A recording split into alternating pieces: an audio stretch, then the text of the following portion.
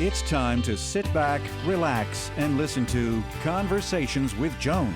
Conversations with Joan will inspire, motivate, and empower you. Live your best life now. Listen, learn, think, and decide. And now, here's your host, Joan Herman. Welcome to Change Your Attitude, Change Your Life's Conversations with Joan. I'm Joan Herman. Thanks for tuning in. Conversations with Joan focuses on topics that are important to your life, from health and wellness to professional development to personal well-being. Change makers join me to share their insights, tips, and strategies so you can thrive and live your best life now. Thank you for taking time for yourself, and thank you for letting us be a part of your life. Now, let's start talking.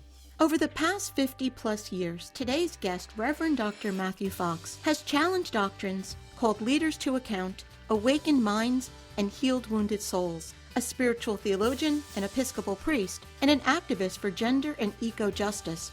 He is believed to be one of the most challenging religious spiritual teachers in America. Matthew is the founder of the University of Creation Spirituality in California and the recipient of many awards, including the Abbey Courage of Conscious Peace Award. He has written 39 books that have been translated into over 60 languages. His newest book is Essential Writings on Creation Spirituality.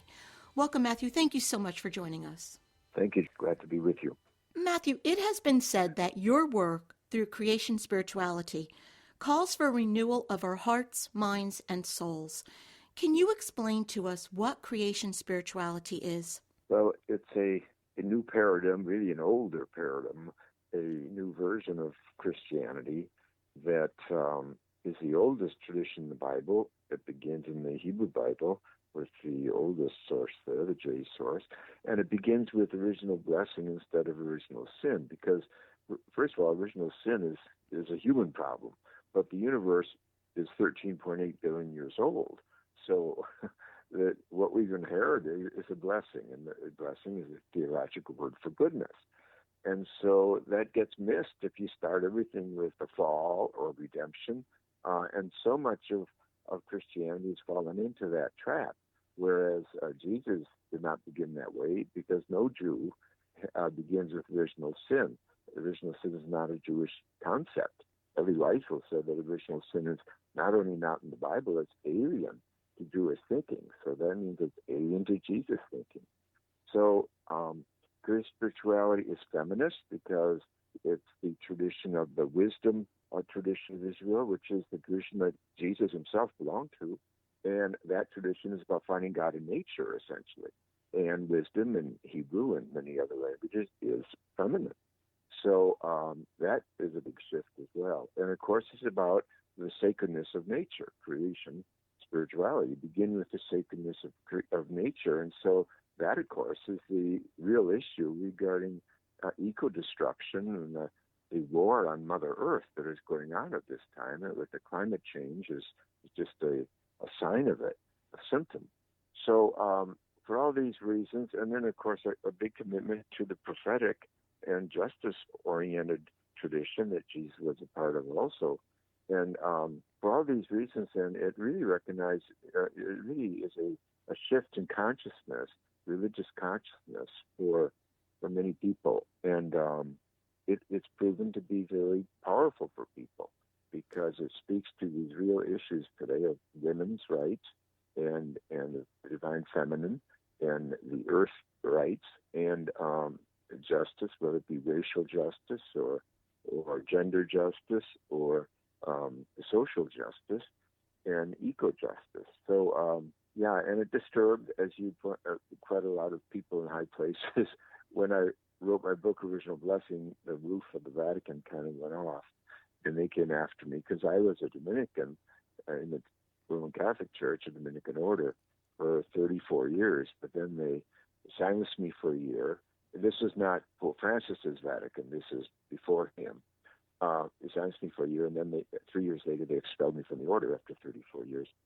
And that's when I became Episcopalian, to work with young people and to carry on my work. So I'm raised a Catholic, and to me, to think of life being a blessing, it makes so much sense, because I'm one of those people. I mean, I'm Catholic through and through, a Eucharistic minister, all of it. My kids went to Catholic school. And yet, when I attend Mass, it's so routine to me. It's not alive. It's, stand, kneel, repeat.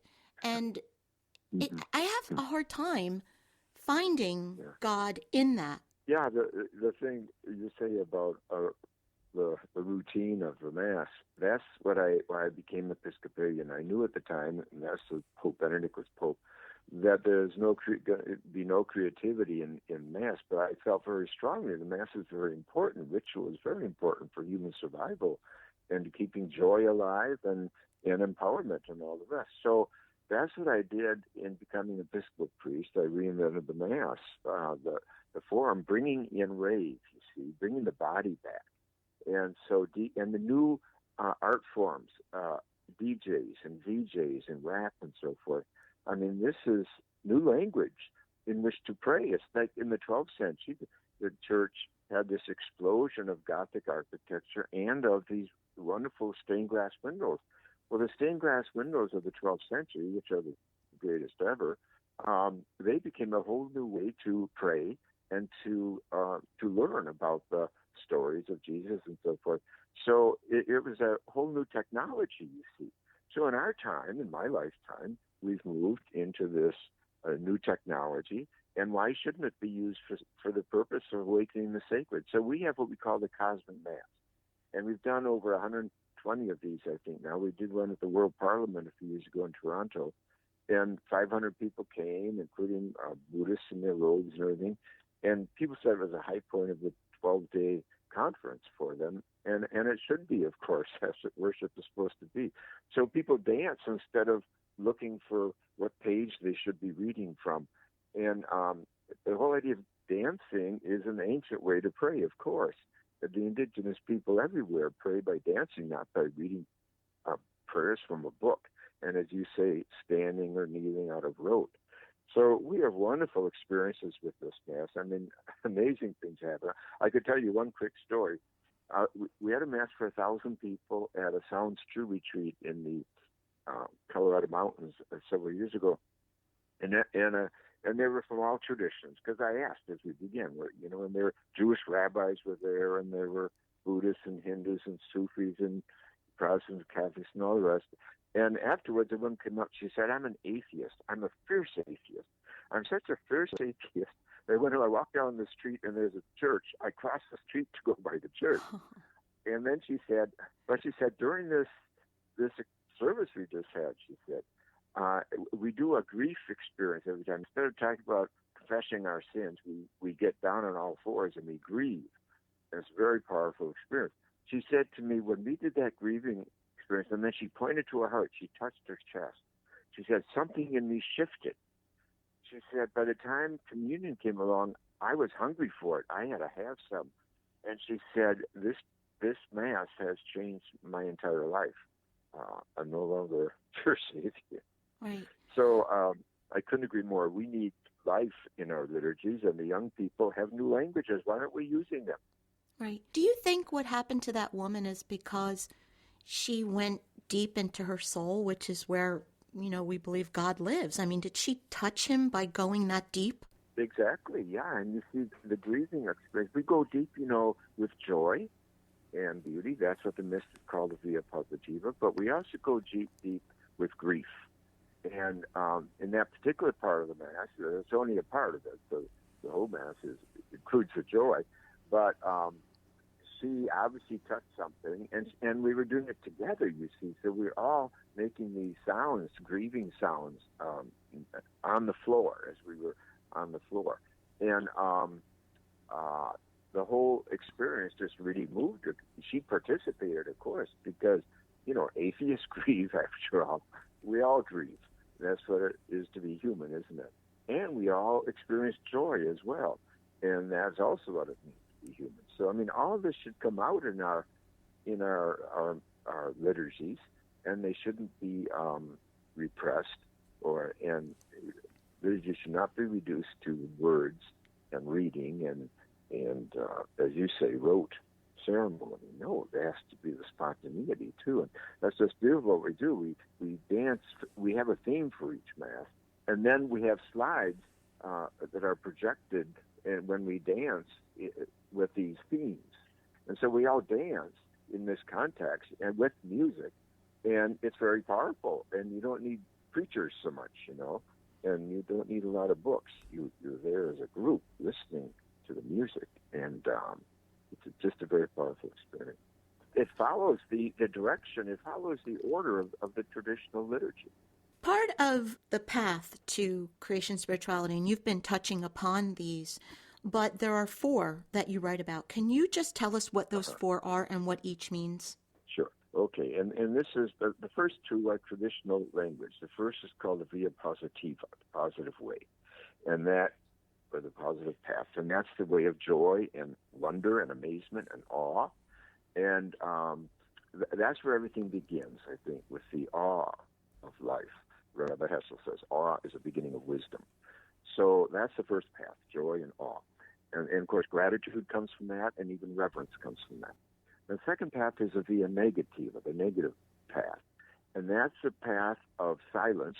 And so what negative means there is letting go of all kinds of input and so forth. That's the path of contemplation and stillness. As the psalmist says, be still and know that I am God. That's stillness. And that's what Thich Nhat Hanh is talking about when he's talking about mindfulness that comes from stillness, mind emptiness. But the second part of the via negativa is suffering and grief, like we just talked about. And that's very real too, of course. I mean, look at what's happening in Ukraine right now. And so it's just a daily news example of suffering and unnecessary suffering, because evil is obviously involved there in making this happen. So much suffering. So via negativa is very real. Then the next path is, now these 2 paths are not in the traditional language. I made these 2 paths, I gave them a name. The via creativa, the path of creativity. And this is so important. This is equally deep. It's as deep as joy and as deep as grief and silence is creativity. Like Meister Eckhart, my favorite Christian mystic, says, I once had a dream. Even though a man, I was pregnant with nothingness. And out of this nothingness, God was born. And he talks a lot about how we give birth to Christ. He said at a Christmas sermon, he said, what good is it to me if Mary gave birth to Christ 1,400 years ago, and I don't give birth to Christ in my own person and time and culture? So creativity is so important. We encounter the divine there. I wrote a book, Creativity, where the divine and the human meet. So it's a mystical experience. Then the fourth path is the via transformativa, because that's the path of justice and compassion. And that becomes a test, if you will, or a guide for our creativity. After all, look at this war in Ukraine. There's a lot of creativity here. Russia is trying out their latest supersonic weapon in this war. So imagination and creativity can be for good or can be for evil. And so we have to steer our creativity, and that's where Jesus' teaching about be compassionate is creating heaven's compassion and so forth, and the Buddha's teaching and Dalai Lama, who says we can do away with all religion, but we can't do away with compassion. Compassion is my religion. That's where that becomes energized, because the previous 3 paths, we're ready to go in making a world that's healthier and more just and therefore more celebratory. And then you go back then. The image I have is the spiral, you see. This is not about climbing a ladder with 4 rungs. It's a spiral that expands. And then after justice, the justice path, you go back to the via positiva, because what is justice about? The whole point is to bring more people to the table, to the banquet of joy and gratitude for existence that the via positiva is all about. So then the paths, they move again in a ever expanding direction. So those are the 4 paths. You just mentioned what's taking place in Ukraine, and we're still struggling with a pandemic, and people are dealing with financial instability. There's a lot of fear. There's a lot of pain out in the world. How can we maintain a sense of peace with all of this turmoil? How do we find that balance between the struggle and the blessings? Right. Well, of course, that's the $64,000 question. But I have these daily meditations, and it's called Daily Meditations with MatthewFox.org, and it's free. And I've been writing about that a lot lately. I bring in the mystics and the dark night of the soul, of course. Even before Ukraine, we were in, I think, by we I mean our species, the dark night of our species because of global warming. We don't know how that's going to end up, and that's what the dark night is about. It's about chaos. It's about not knowing how things are going to end up. And so the mystics have a lot to say about that. And one thing is to trust, and that's the real meaning of faith, is trust.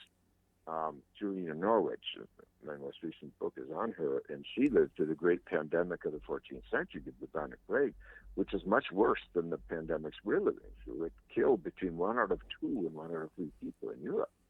And she says that faith is the trust that all things are in God and God is in all things. Well, that's that sense of sacredness that we experience in the via positiva, you see. And so you have to stay linked to the via positiva. You have to keep that alive even during hard times. You have to remember, and that's, of course, what a lot of prayer is about. It's about remembering, like Jesus said at the Last Supper, do this in memory of me.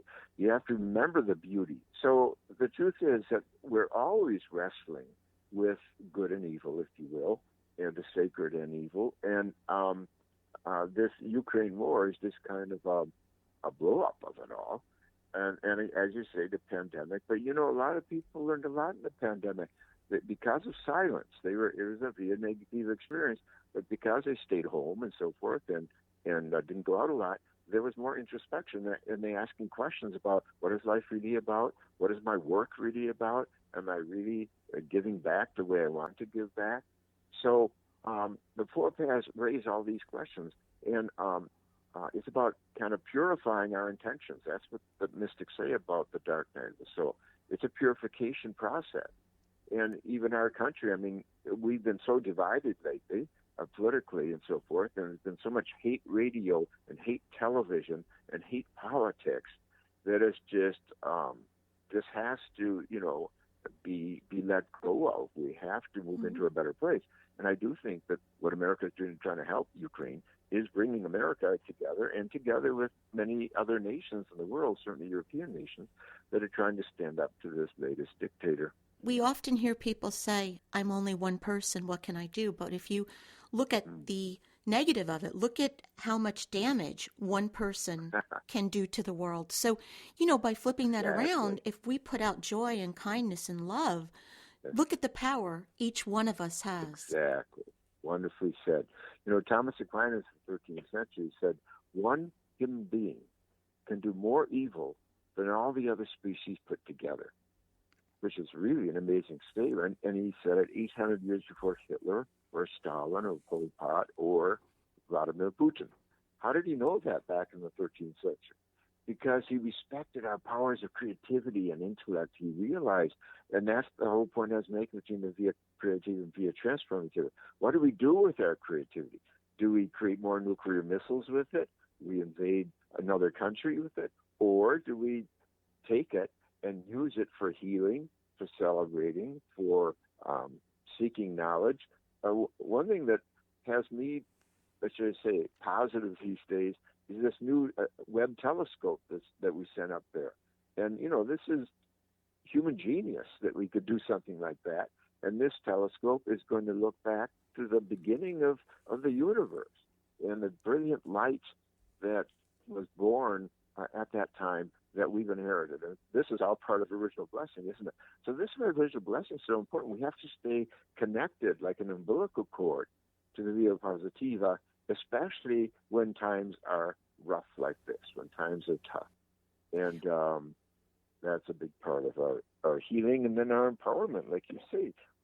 Just one person will think of together how much we can do that is good and beautiful and healing and just, making a just society. We just have to remember we were born a blessing, and we continue to be a blessing throughout our entire life. Exactly. And we co-create with God and with the divine, with spirit. And that's our job, to co-create. And that's where, again, the creativity is so important, because that's the one thing we have going for us as a species, is our creativity. We've only been around about 250,000 years, and we've taken over the planet. No other species took over the planet in that short of time. So we're powerful, but like Aquinas said, but we're also very dangerous. So we have to look at evil. We have to look at what's happening in the Ukraine, what's happening vis-a-vis Mother Earth with climate change. And Pope Francis' brilliant encyclical on Laudato Si, on environment, was so wonderfully done, and it's so important that this is our common home. And this can bring us all together. I wrote in my book on the Catholic Christ, there's no such thing as a Roman Catholic ocean and a Buddhist cornfield and a Lutheran sun and a Baptist moon and an atheist river. The nature itself calls us all. We all need a healthy planet. We all need nature and can love nature and find the sacred, find the divine in nature. So this could bring us all together, just like the Ukraine war is bringing Europeans together and many others. So the plight of Mother Earth can bring us all together and get out of our silos of attacking other religions and other nationalities, other races, and all this racism, tribalism, and sexism. It's not worthy of us. It's adolescent. We should move out of that and grow up. The book is Essential Writings on Creation Spirituality. If you would like to learn more about Matthew and his work, you can visit MatthewFox.org. Matthew, in about 30 seconds or less, what's the takeaway? What would you like to leave our listeners with? A beautiful statement by the poet Derek Walcott from the Caribbean, who won the Nobel Prize for Poetry in 1972. In his acceptance speech, he said, "The fate of poetry is to fall in love with the world in spite of history." Well, I think that's the fate of all of us. We are here to fall in love with the world in spite of the bad things that humans do in history, in order to, wake up our species, that we may be as beautiful as the other species are, and as beautiful as God intended when we were made. Matthew, thank you so much for joining us. It has been such a pleasure speaking with you. Thank you, Joan. I appreciate very much your questions and interest. Carry on your good work. Thank you for joining us. I hope you found the show informative. At Change Your Attitude, Change Your Life, we believe that knowledge is power. Take what you've learned, apply it, and live your best life now. Remember that the information provided is the opinion of our guest and should never replace the advice of a professional who knows your personal situation. If you'd like more information, visit our website, cyacyl.com. That stands for Change Your Attitude, Change Your Life. While on our site, listen to past shows on demand, read the digital magazine, sign up for our mailing list, and be sure to follow the show on social media. Until next time, this is Joan Herman. Thanks for tuning in.